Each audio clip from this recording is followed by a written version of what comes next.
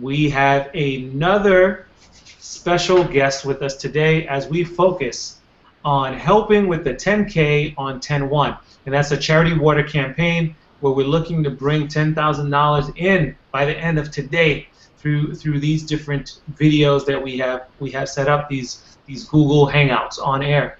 We have Andre Taylor with us. So Andre Taylor is an entrepreneur. I've known him since 1999 when I was an intern for him, and I know that he would say that I only lasted one day in his company. I know it was at least a week.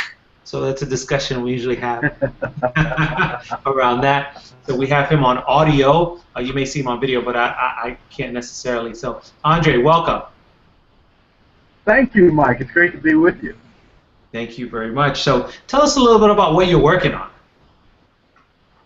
Well, as you described, I'm an author and entrepreneur, and I'm really heavily focused these days on helping other entrepreneurs grow their companies. You probably know that it's been about 12 years now that I have really been focused on helping other entrepreneurs get through the challenges that I discovered were so relevant to entrepreneurs.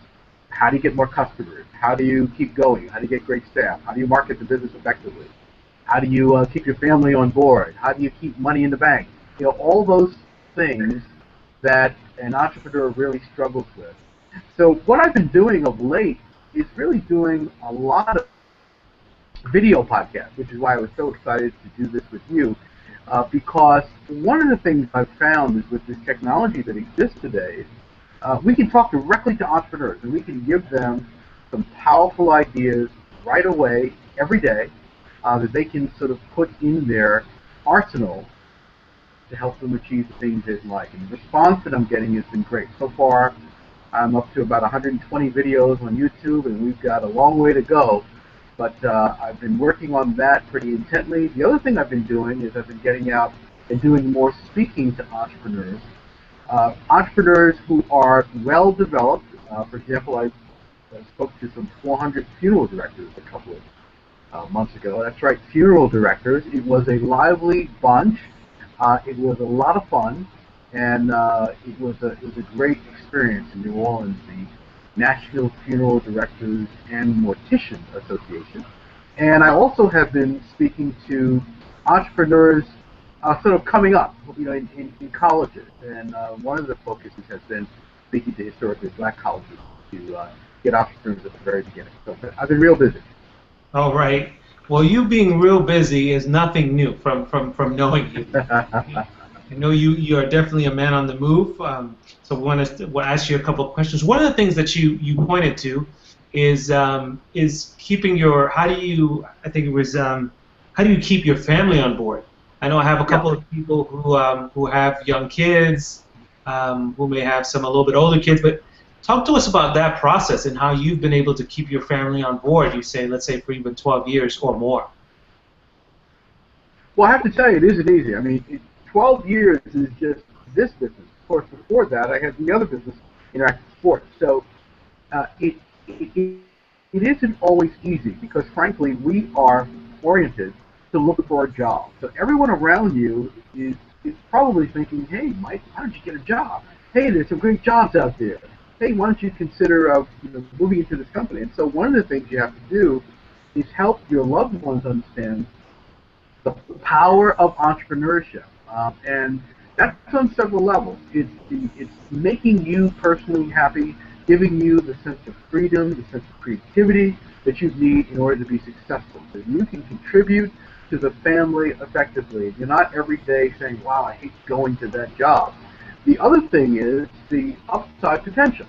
Even if you struggle as an entrepreneur for years, there have been entrepreneurs who have struggled for decades. And something clicks, and they're able to succeed at levels that they never ever dreamed about. And the impact on their family is enormous in terms of well-being, in terms of financial resources, in terms of impact, multi-generational wealth, respect in society, serving as a role model for family members. There's just so many things that happen when entrepreneurship clicks. But you have to constantly, in addition to motivating yourself, you have to motivate those around you. You have to keep them aware of the kinds of things you're working on, the new strategies that are in your business, and you have to share with them the revelations you have about what you've learned about entrepreneurship and how you understand it better, and how that understanding is going to lead to greater resources and happiness for the family. Excellent. Thank you for that, Andre. One of the things that I know in discussions we've had in the past is around the lifeblood of it all is sales. And sometimes sales can get a bad rap, or it gets it's just something that people may not want to talk as much about. And I'm curious for our audience, kind of for a new entrepreneur, how does this whole sales things come into play? Well, the first thing is you have to really get comfortable with selling. You see, there are a lot of folks out there that they want to go into business, they want to start a nonprofit or an organization, they want to help out, but they've got this notion that there's something wrong with selling. Now, even though you're raising money for charity today, we're all participating in that, donating our time, our efforts, and our ideas to make that happen, you're selling. You know, I'm selling. You're selling people on the idea that their contribution can help others in another country drink clean water. I'm selling people on my ideas, trying to help everyone who's participating understand the power of the ideas that I'm bringing forward in response to your question. So you have to really get comfortable with selling, and selling really is about resonating with your audience, bringing value to them, helping them achieve objectives, and helping them do so in a way where it solves problems and you find the most expedient and most effective and sometimes the most cost-effective way of doing that. Selling does take some effort, some practice, some skill, but once you learn how to sell, you will always be in a position to make your business successful. You can wake up in the morning and have no money in the bank, and at the end of the day, you can have money in the bank on the basis of deciding that you are going to sell something. So it's one of the most important skills I think that anyone needs to know, and particularly entrepreneurs need to be comfortable with, and they need to exercise and practice that skill every day. What would you suggest for someone who is not necessarily comfortable with it, but they want to be? Like, where do we start? Well, the first place of starting with selling, I believe, is really understanding who your target audience is, who your customer is, what their needs are, and also then understanding that selling is really about conversation. Sometimes when I'm talking to someone about selling, they will say, okay, what's the magic word I can say, or what's the magic point I can make, or if I snap my fingers 3 times and I wink my eyes, is that going to make someone buy? And I kind of thought that growing up. I thought that, wow, there's magic things you can say, and someone will just buy. And what I found over time is that it's conversation. It's being able to move that conversation along, and it's becoming undeterred by someone's unwillingness to play ball, so to speak, initially.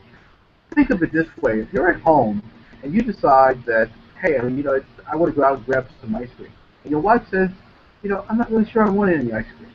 And you say, wow, it's still a nice night out, it's early, wouldn't it be fun to just go out and grab an ice cream? Maybe we can walk along the waterfront, or walk to the park, maybe we can go into town and stop at a few shops. What are you doing right there? You're having a conversation where you're selling the benefit of going out and getting that ice cream. And what you're probably doing is hitting on those points that you know will resonate with her, things that she'll like. Hey, we can stop into a few shops. Hey, we can have a little romantic walk through town. It's still early out. We don't want to go to bed yet. So if you start to think of selling in that context, it becomes so much easier. And then it's just a matter of refining your skill. How do you do those things better? How do you deal with objections? How do you deal with resistance? Just learning to do those things better over time. Excellent. Now, how does the creation of videos, how does that tie into all of this? Well, the creation of videos is pretty powerful. One reason is that we are a media society, a multimedia society today. We receive lots of ideas, information, and lots of sales pitches via video. We're very comfortable with that. We're very comfortable watching a commercial on television, watching a documentary, seeing a news report, and seeing people make their case on video. One of the things you notice right away, particularly with young children, is the minute they see video on a screen, they tend to respond to it right away. So if you can become more media savvy and have the ability to make that case on video, you're going to impact people. And one of the great things about video is it gives everyone a sense of who you are, of how you think. They can see your emotion, they can feel your energy, and they feel like they know you with video. Sometimes when I'm out and about, and I will run into people who only know me on the basis of video, and they will respond to me like they really know me very well because they're used to seeing this video report coming across. Excellent. So that kind of helps in the connection, and it's how the audience or the customers, that's what they relate to. In this, as you mentioned, multimedia generation, and where we are. Yeah, you know, Mike, an interesting thing happened to me one day. As you know, I used to do quite a bit of ABC News segments, and the ABC News program called Money Matters on cable. And you know, I would go in and do these segments, these 5-minute segments, and then I'd forget about them. You know, forget that I'd done these segments. And one day I went into a store and I saw this guy staring at me constantly. And I was wondering, what is this guy doing? Constantly staring at me. And so then he comes up to me and he says, Andre Taylor? And I thought, uh-oh, what is this about? And the guy says, oh, I've seen you on ABC News. I really like your segment. I had completely forgotten that this was something I've done, you know, close to 70 of those segments. And I was really surprised, and it just really reminded me of the power of video, that people feel that they know you, and they get a warm feeling about you right away as a result of your participation in video. Andre, one of the things that I personally admire about you is your sense of get it done. Right? Get it done. For example, you're just talking about ABC and the videos and how you're involved, and I may look at that and go, Andre, how did you do that? How did you get on ABC? Which your response usually is, I just asked. I'm curious about that kind of mindset, because I think some of that has rubbed off on me, where I'm like, hey, why don't we just ask them and see what happens? So I'm curious about cultivating that kind of mindset, because I think it's a place where people get stuck in terms of what they believe is possible. Well, first of all, I want to congratulate you, Michael, because I have seen you in action, and I have seen how effective asking has worked for you. You are all over the place doing all kinds of great things. So you have learned this skill really well. I think what happens actually is we build up this wall of belief that somehow things are more and more difficult. We didn't have it when we were kids. We might not have had it when we were teenagers, but certainly by the time we become adults, we become convinced that certain things are very difficult to do.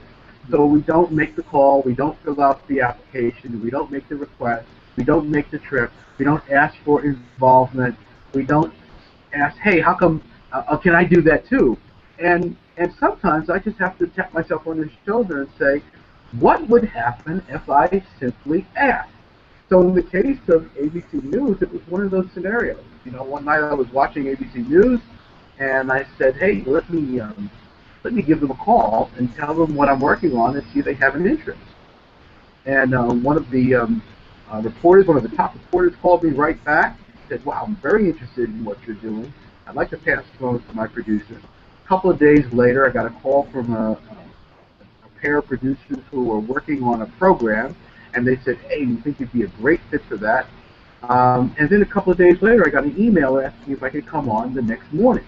So, and from that point forward, it became just about every week I was going to ABC News to appear. So it really was about asking, and there are so many things like that. I've asked big companies for participation, financial participation. I've sent proposals to all kinds of organizations and asked them to get involved. I've asked celebrities to get involved with things. I've asked politicians to get involved with things. And if you simply ask, you'll find that more often than not, you won't be told no, but you will actually be given some additional insight on how you can get a yes, concrete yes. So asking is very important. Great. And one of the things that I've been asking the other speakers who were with us is this question around, hey, sometimes we get known for certain things, which can be good or bad, or it just is. And there may be, and that's what we hear about, hey, there's certain things we're talking about in our videos, there's certain things we're doing, there's certain ways we appear. And I was curious about, is there, or what is the thing that you want to talk about most that you may not necessarily, I'm trying to find the right wording for this, but you may not, you don't talk enough about it. What is that thing? Is there anything inside you that you're like, man, I wish I could talk more about that? Well, I think what I've discovered is that we live in a world where there are a lot of speakers, authors, thought leaders, and voices out there, and sometimes it's hard to distinguish between them. It seems like everyone is saying, "Hey, you can do it," and we can be better, and we can do good. And it sounds like everyone is sort of giving the same message. The thing that I have learned over time is how vital it is to be in tune with your natural instincts and impulse. And that's something that I have been working with, I would say, for the last decade or more in refining and improving. You've probably heard your parents or your grandparents say, hey, I should have followed my first mind. And so often I am given the answer, given the solution to a business problem or a personal problem, and I dismiss it because I'm looking for something harder, more intellectual, more something I want to wrestle with it a bit. And I think that the thing that I have learned is that being able to be a great interpreter of the impulses you receive, the natural instincts you get, and the signs you get in life that enable you to be more successful. I talk about that in the context of business. But sometimes I don't talk about that enough because I know some people might think I'm talking about hocus pocus stuff, and sometimes it doesn't feel hard enough. But I think the best entrepreneurs out there really move on instinct. And I think if you were to ask most people what the source of their success is, it's really following their impulse. It makes me. It's a good place for us to kind of end, and it makes me think of a quote from Emerson, which I know I won't get it perfectly, but he just talks about to kind of trust that what is true in your own heart is true for all men and women. That is genius. That is genius, to trust that we have that thread that is. And he also talks about, I'm a big Emerson fan, he also talks about ignoring that voice, that idea that we have, only to have to swallow the bitter pill of someone else bringing that idea right to you. Wow. And you had it first. So I appreciate what you're sharing with the audience and with myself. And I want to say thank you so much for taking time out of your day to be with us today. Hey, you're quite welcome. It's really a pleasure to be part of this incredible effort. I congratulate you, congratulate all the speakers involved. You've done a tremendous job, and I know everyone is grateful to have your participation in such a worthy cause. Thank you so much, Andre. Have a great night. You too. All right. Bye-bye.